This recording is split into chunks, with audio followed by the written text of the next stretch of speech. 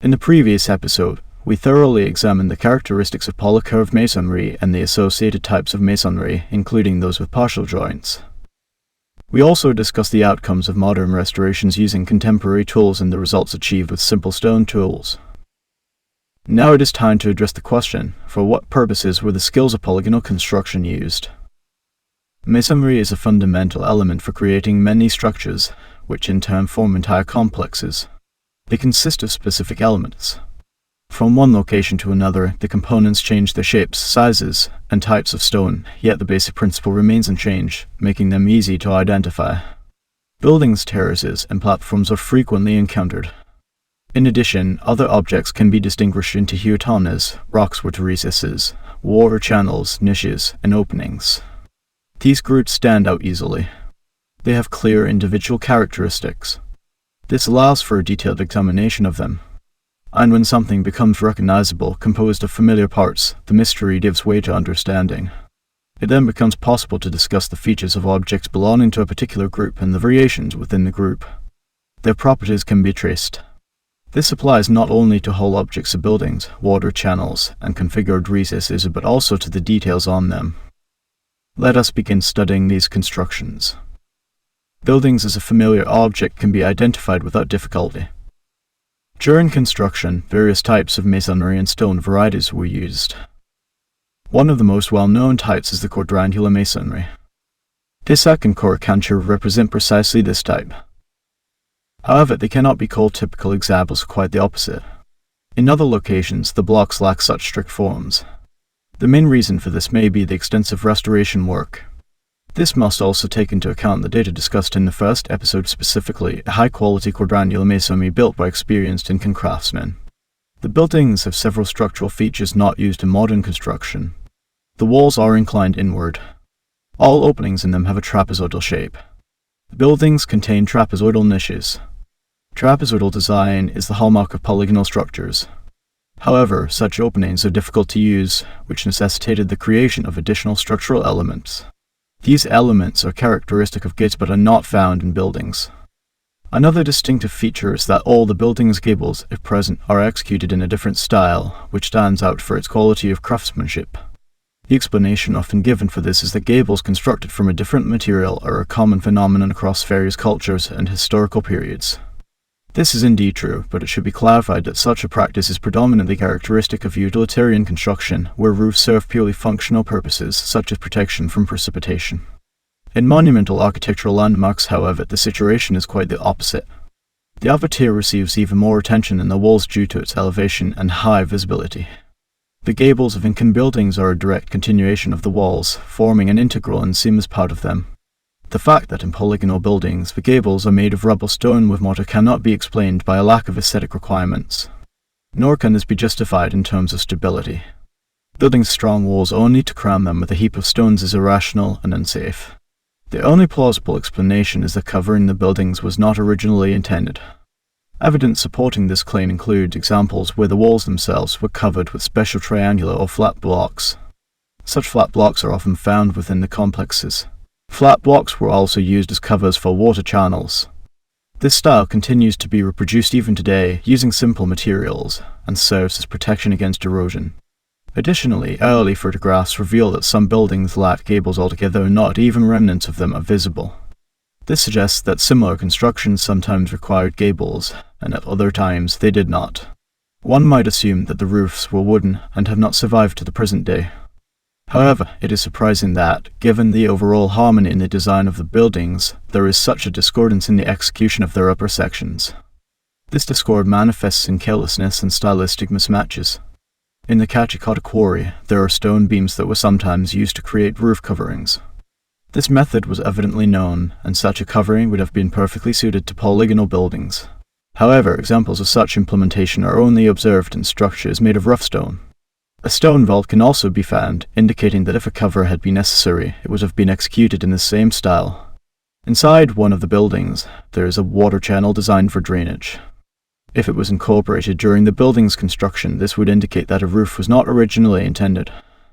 Even if the channel was added later, this still suggests the absence of a roof. In many cases, the upper row of masonry in buildings remains unfinished. The blocks are not aligned to the same level, even though the perimeter as a supporting element is usually a level regardless of the type of roof, especially for sacred or significant structures. Examples of this can be observed in Ollantaytambo and Machu Picchu. It wasn't just the gable that was completed later, which could be attributed to the lack of aesthetic requirements. One can observe walls that were completed starting from the middle. If we assume the building was destroyed, then firstly, authentic blocks could be easily placed back into position, and secondly, such widespread destruction is not observed. There are cracks in individual blocks and walls, but not destruction that remove rows of masonry across the entire perimeter. Moreover, from the absence of joint traces, discussed in detail in the first part, it can be seen that the polycurved masonry did not continue further. In this case, it is no longer about the absence of a roof, but half of the wall. A conventional building was not initially intended. If the need to complete construction arose suddenly, the craftsmanship of stoneworking should only have improved by that time. Therefore, a continuing construction while preserving the style should not have posed any difficulty. A paradox arises. If we assume that the walls were dismantled by the Incas, then it implies they first built them, only to later dismantle and rebuild them using rough stone, an absurd notion. Moreover, the Incas could not have dismantled a polygonal structure, even if it predated their time. Such constructions were revered as sacred and were places of worship. Instead of dismantling, they repaired and supplemented them, which is why these structures have been preserved in their most original form. The period during which masonry was dismantled corresponds to the era of Spanish colonization. However, Machu Picchu remained unknown until the 20th century, making it impossible for it to have been dismantled during that time. In addition, the perimeter of the building often consists of 3 walls instead of the usual 4. Such buildings were constructed in Machu Picchu, one of which was converted into a resting place. Here surprising carelessness can be seen. Access to other buildings is restricted at their fenced off. Yet this one was given a roof and used as if it had no value. However, it is unique due to its mixed execution, combining quadrangular masonry with a freeform style. Another feature to highlight the buildings lack partitions. Typically, in constructing a house, walls are built along the perimeter as external walls. The internal space is divided by partitions into rooms. If the partitions are non-load-bearing and do not support the roof or floors, they are thinner to save material and maximize space. Let us compare this with the construction of buildings in the polygonal complexes of Peru. The structures do not share common walls. This is highly impractical. All walls are load-bearing. Why were they made this way if roofs were absent?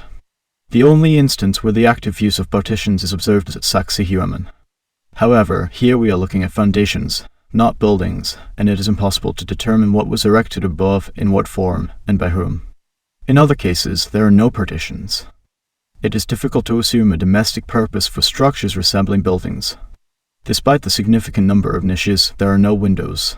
In those rare cases where windows are present, the buildings are unfit for habitation due to protruding rocks or the absence of one wall. In fact, people did not live in polygonal buildings. Something else was built nearby. These were made of rough, small stones with mortar and partitions. Sometimes polygonal blocks from dismantled or destroyed masonry were used. One such building was constructed in Pesek. Its proximity to aesthetically refined structures raises questions. All that can be reproduced are the outlines of its perimeter walls. Who built it, and for what purpose? If it is contemporary with other structures and its style was intentionally made different, perhaps for workers or storing items, why place it right next to the other buildings in the center of the complex? It would require a complete lack of aesthetic sense to do so. Moreover, as discussed in the first episode, the creators of polygonal masonry, when simplifying construction, did not use mortar but instead assembled masonry with partial fitting from roughly processed stones. There are no examples of high-quality blocks laid with mortar. Thus, it cannot be attributed to the same time as the construction of the complex. Nor does the assumption of later construction by the same authors fit. We would see some stylistic changes, as observed in Machu Picchu, where free-from megalithic masonry coexists with quadrangular styles, but not a transition to crude stonework with mortar. Therefore, polygonal buildings and adjacent structures made of rough stone not only have different authorship but also different technical capabilities and purposes. It is worth noting that during restoration, a detail was missed: similar structures were plastered. By choosing clay with a reddish hue, the construction would resemble the others. It is also worth considering that many of the rough stone structures we see today are the result of extensive restoration efforts, during which polygonal blocks were occasionally reused. Each time, it is evident that these blocks are out of place in the new masonry. Could some polygonal buildings have served ritual purposes or general worship? This hypothesis has its drawbacks because many of the buildings remained unfinished. It is hard to assume that centuries were insufficient to finish the work and that worship took place in an incomplete structure. Additionally, there is an example where a characteristic rectangular building with niches was converted into a chalpa, thereby transforming it into a ritual object. This decision seems strange, as in other places, the buildings remain in their original form. Often, passageways in the buildings lead to spaces too small or directly into rock. In such cases, one can draw direct analogies with other regions, where false doors embody the concept of the afterlife. However, in such cases, the idea is implemented within architectural standards, with strict placement and design rules. Here, we see openings of various types, including niches that, when significantly large, can also be interpreted as blind openings. Some buildings have 2 entrances but no partitions. For example, in Pisek, although it underwent significant restoration, the 2 entrances are still visible. Another such structure has only the outlines of the walls left, but the 2 entrances are also present. A similar design is seen in Coricancha, which was also heavily modified. Such designs are also found in Sacsayhuaman.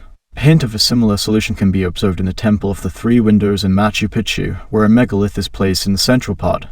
However, considering the cutouts on the side blocks, it is likely a later addition used as support for wooden beams. But why would a structure that cannot be lived in need 2 entrances? And why include entrances that all of domestic use was never intended? In the aforementioned chalpa, this is exactly the case. Its entrance is tiny, not meant for regular access, while the internal arrangement fully corresponds to a building's purpose. In human cultures, there are 2 scenarios where an object externally resembles something functional but does not fulfill the intended function. Cargo cults. Modeling. Neither of these options seems applicable here. A cargo cult implies a simplified execution followed by use without understanding its true purpose, whereas here we see complex realization without usage. Modeling typically involves a reduced scale, but here the proportions are standard. What could be considered modeling or prototyping has a crude appearance and careless execution. Considering that polycurve masonry follows natural patterns, one could entertain a fantastical idea from biology mimicry. When applied to polygonal structures, this would mean camouflage. I mention this only because it aligns with certain characteristics, not as an advocate of this theory. When one entity pretends to be something else, flaws in form are inevitable, which aligns with the observed constructions. These appear to be buildings that are not actually buildings. They can be repurposed, but in the case of very small sizes, repurposing does not help. Thus, the size is a mistake, as are 2 entrances to one small room or the lack of windows. As an example of a flaw, we can mention the execution of a window in the Machu Picchu Tower, where it was shifted, leaving a base with protrusions. It seems as though the decision was made during the construction process, and the already finished base was left as is to avoid the effort of reworking the blocks. Such an approach is possible only in the absence of a plan, with construction proceeding intuitively as it happens. What kind of observatory can we talk about if the required position of the window relative to the sun can be determined using a simple mock-up of a few sticks? Clearly, construction was adjusted to certain parameters during the process, which we will discuss later. Niches in the Temple of the 3 Windows in Machu Picchu were also altered, with the windows being sealed and thus repurposed. However, such work would require either dismantling the masonry or initially building it this way. What is the purpose of such a complication? This is the only example of such execution in all of Peru. It is possible that the remaining windows were also meant to be modified but were left in their current state. There are no traces of fitting on the side surfaces of the blocks, so it can be confidently stated that they were not originally sealed.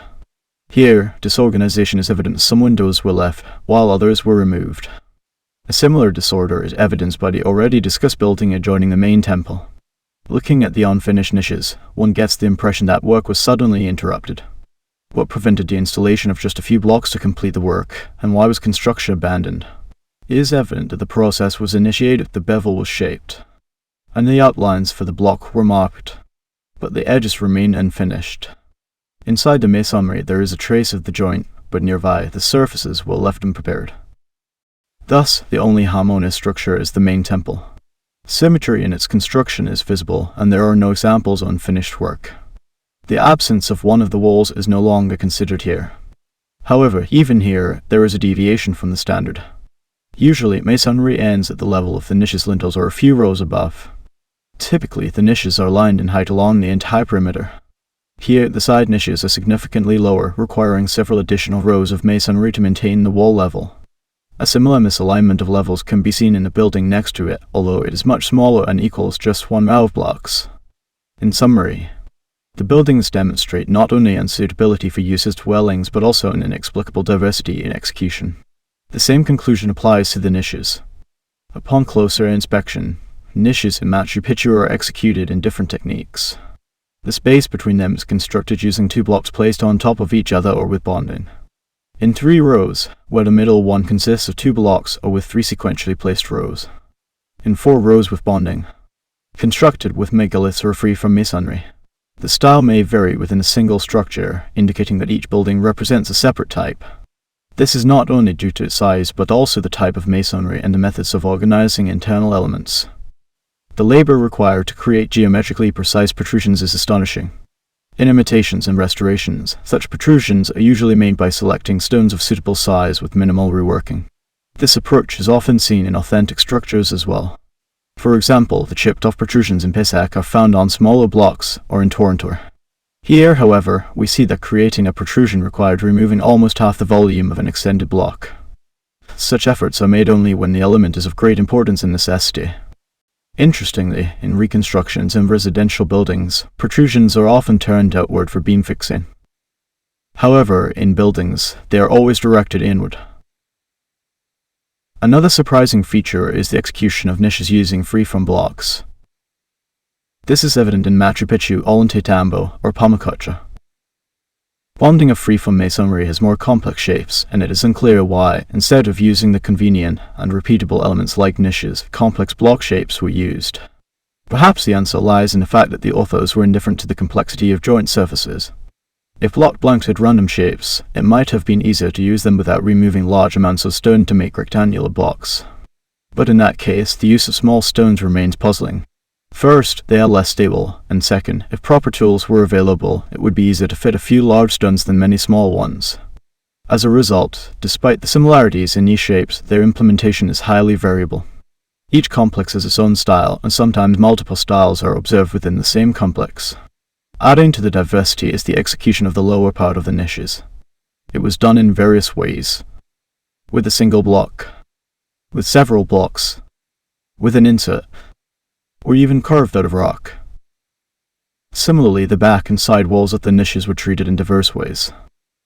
One strict rule applies to the top of the niches and openings. It is always formed by a single block close to a rectangular shape, even if the wall is made of free-from masonry. However, this is not so much a standard as a necessity or inevitability. A single block is the simplest solution, and complex arches were not required. Its rectangular shape is optimal. In many cases, the lintel block row marks the top of the wall or one of the final rows, with significant continuation above being absent. In residential construction, the opposite occurs. Niches may be located in the middle of the wall, with masonry continuing above. Niches exhibit an extraordinary characteristic: their top level is perfectly aligned. This alignment often involves carving out the lintel block. Such precision in the top part's execution has no explanation, as typically the lower part is functional for placing items, whether for daily or ritual purposes. The opposite situation is observed here. The lower level may remain rough as in Machu Picchu, Sacsayhuaman's niches. In Ollantaytambo, water traces reveal that the surface slopes downward, indicating that the niches were not intended to hold objects. Such deviations suggest that niches were not elements for everyday use. This conclusion is reinforced by the fact that they are found in inaccessible locations, on cliffs, or at heights not intended for regular access. Although it is easy to adapt them for modern purposes, their original role remains uncertain.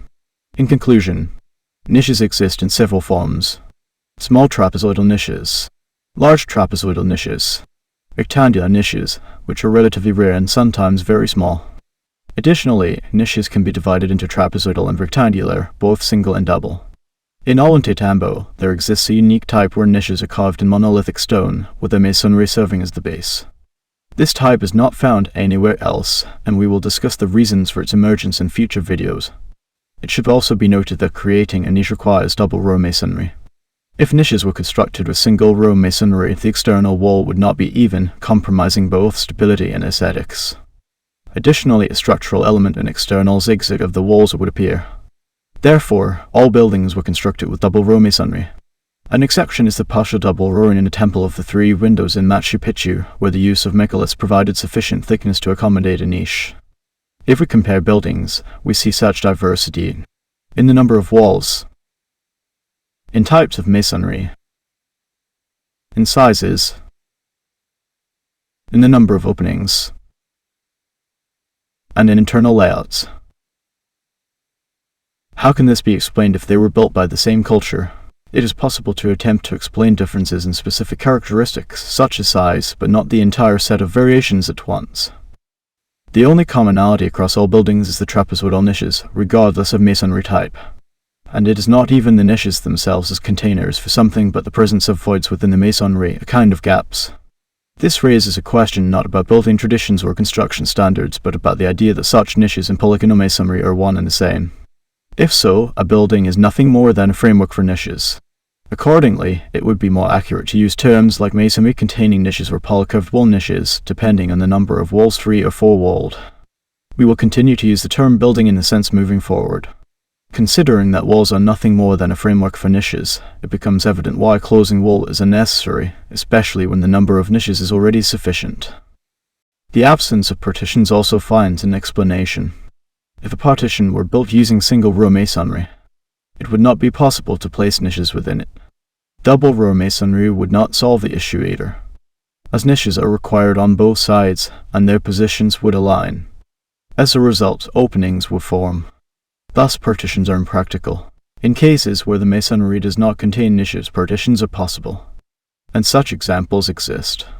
These are quite rare occurrences, one of which is here in Pampa, where the arrangement of buildings reveals symmetry, a feature and characteristic of other complexes. In Machu Picchu, there is an ingenious solution where the external side of a wall serves as the back wall for niches. The buildings are in contact with each other, creating an exceptional case. However, this approach cannot be considered reliable, as there is a high likelihood that walls without interlocked rows will separate, creating a gap. One distinctive feature of the buildings is their symmetry, expressed in the placement of niches, the use of blocks of specific sizes, and their arrangement in a defined order. Another characteristic of the buildings is their predominantly single-story design. There are only a couple of examples of tall structures that could be considered two-story, Machu Picchu and Huachi. However, there are no traces of leveling on the masonry of the first level for installing coverings. Moreover, what would be the purpose of 2 stories without a roof? The creation of a second tier could be explained as an attempt to increase space for niches. However, in Huachi, the walls of the upper level do not contain niches. Thus, the reason for creating structures that deviate from the norm remains beyond understanding. Besides niches, the buildings feature through openings, trapezoidal and rectangular ones, window openings, door openings. If openings are always present and even more than necessary, windows are more of an exception than a rule. They are found in abundance in Machu Picchu. However, one of the few examples is purely technical since its internal space is filled by a rock. Another window is actually an unfinished niche. The third resembles the Temple of Three Windows located in the Intihuatana sector. The windows of Coricancha are not directed outward but rather inward toward adjacent rooms, suggesting a technical design. For this reason, some researchers associate the complex with an observatory. However, such a purpose is also attributed to other structures. The reasoning lies in the fact that certain structural elements cast shadows or allow beams of light to pass through. Overall, it can be said that window openings were not intended for the buildings. And what function could a window serve in wall niches?